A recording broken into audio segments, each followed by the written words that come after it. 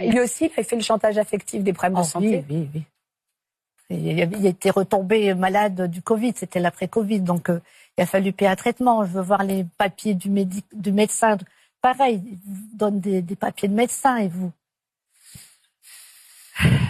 Donc on vide. Et est-ce que cette boîte de chocolat vous a suffi pour vous ouvrir les yeux? Ben, en fait, là, c'était sur la fin. J'avais vidé les comptes, les miens. Il n'y avait pas de compte joint, mais les miens, c'est de mon garçon.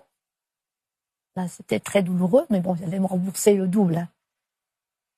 Ah, et vous avez fait toucher au compte en banque de votre fils en vous disant je te donnerai le comme il était mineur. C'est terrible, c'est terrible. Je voulais pas de jouer là-dessus. pas, mais c'est du harcèlement.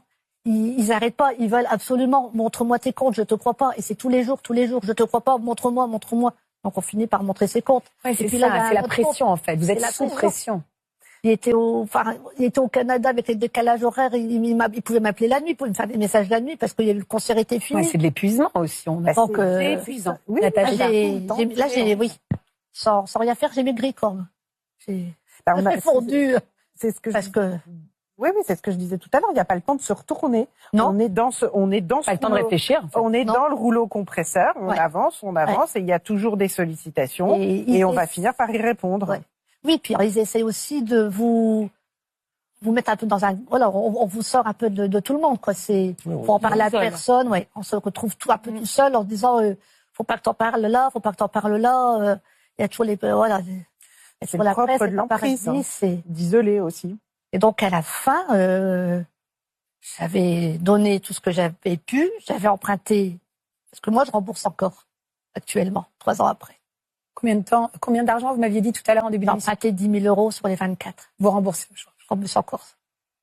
Après maison, j'ai dû baisser. Enfin, entre deux, j'ai subi burn-out, rupture conventionnelle, j'ai changé de boulot. Donc là, des fois, je me dis, si les soirs pouvaient vite remonter en haut du panier de la justice, ça me ferait du bien, quoi. Et là, ils me redemandent. Hein.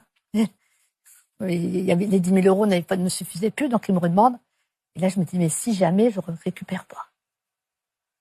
Et là, du coup, je refais des messages par le fan club.